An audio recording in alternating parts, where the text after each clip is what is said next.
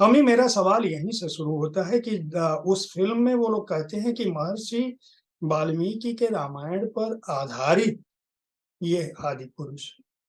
लेकिन जब हम रामायणा अनरिवल्ड को पढ़ते हैं, आपकी पुस्तक को पढ़ते हैं, तो यह पुस्तक राम की जो मर्यादा है, उसको कहीं से भी चोट नहीं पहुँचाती, आपकी पुस्तक। और आप ये बात वाल्मीकि के हवाले से कहती हैं।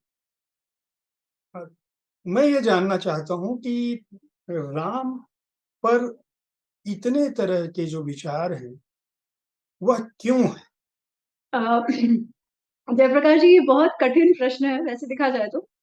अ, पर दूसरी ओर से देखा जाए तो वाल्मीकि जी को जब प्रेरणा मिलती है रामायण लिखने की, ब्रह्मदेव से स्वयं मिलती है, नारद जी उनको पहले आके बताते हैं और फिर ब्रह्मदेव से उनको स्वयं जो प्रेरणा मिलती है, तब उनको वो कहते हैं कि यावत् स्थास्यन्ति गिरयः सरितश्च महीतले तावत् रामायण कथा लोकेषु प्रचरिष्यति। वो कहते हैं कि ये कथा ऐसी है कि जब तक पर्वत होंगे धरती पर और जब तक नदियां बहेंगी, तब तक ये जो राम कथा है वो लोकों में प्रचलित रहेगी। और उस बात में कितना तथ्य था वो देखिए कि आज भी इतने वर्षों बाद उस कथा को हम आज भी स्मरण करते हैं, इतने प्यार से उसके विषय में बात करते हैं। और कंट्रोवर्सी इसमें भी आ जाती है, ऐसा नहीं है, बिकॉज इतनी सारी जो रामायण पर कथाएं लिखी गई है। होता कैसा है ना कि जब आप कोई भी काव्य पढ़ते हैं, भले मैं वाल्मीकि रामायण और व्यास रचित महाभारत को केवल काव्य नहीं मानती, मैं उनको इतिहास मानती हूँ। परंपरा उनको इतिहास कहती है, हमारे पूर्वजों का की हिस्ट्री कहती है, इसलिए मैं उसे इतिहास ही मानती हूँ। पर इतिहास को लेकर हमेशा से जो काव्य पद्धति हमारी रही है, उसमें इतिहास से प्रेरित होकर बहुत कुछ हमेशा से लिखा गया है। और श्री राम की जो कथा है वो तो ऐसी है कि वो कहते हैं ना कि जहन को छू जाती है, कि एक मनुष्य जो है वो अपने द्वारा सभी कुछ सही से करते हैं, मर्यादा में रहकर करते हैं, पर फिर भी जीवन में कितनी सारी बाधाएं आती रहती है, पर उन बाधाओं से वो हार नहीं मानते, बड़ी-बड़ी बाधाओं से हार नहीं मानते। और बाधा लाने वाला कौन है? उनके स्वयं के माता-पिता भी, जिनको वो इतना प्रेम करते हैं, कैकेयी माता को जितना प्रेम करते हैं, उनके द्वारा ये बाधाएँ आई हैं, पर फिर भी उन बाधाओं को का सामना करते हुए वो अपना जीवन जीते हैं। और इस दौरान जिनके द्वारा बाधाएँ आई, उन्होंने उसका सामना भले किया, उनके मन में कटुता फिर भी नहीं आई। और ऐसी परिस्थितियों में भी उन्होंने, जो वो राजा थे, तो जो उनका राजधर्म था, वो कभी भी नहीं छोड़ा।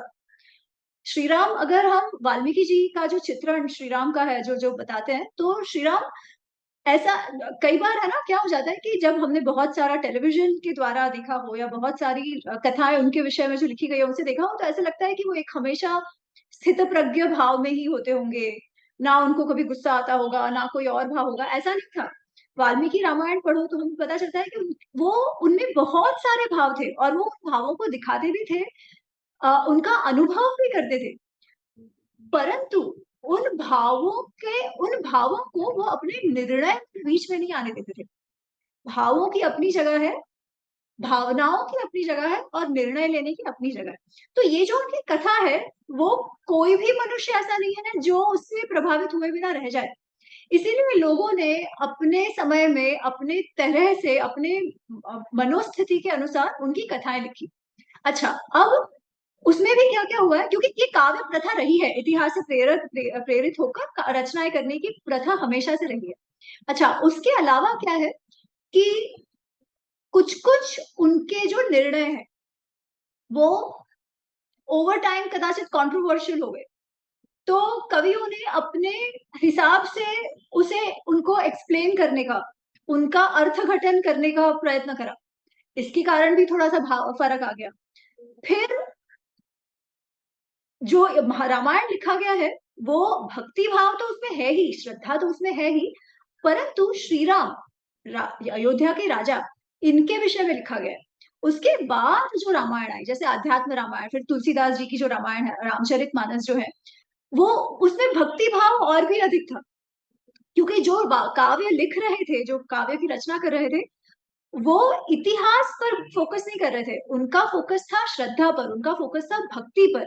इसलिए श्री राम का जो रूप है, वो शरणागत वत्सल के रूप में अधिक उभर कर आता है।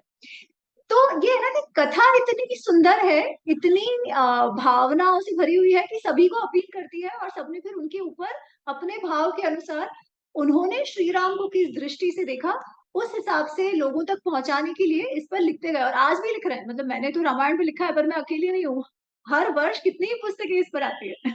जापान की एक मूवी भी है, तो जापानीज तक को वो छू गई है कथा।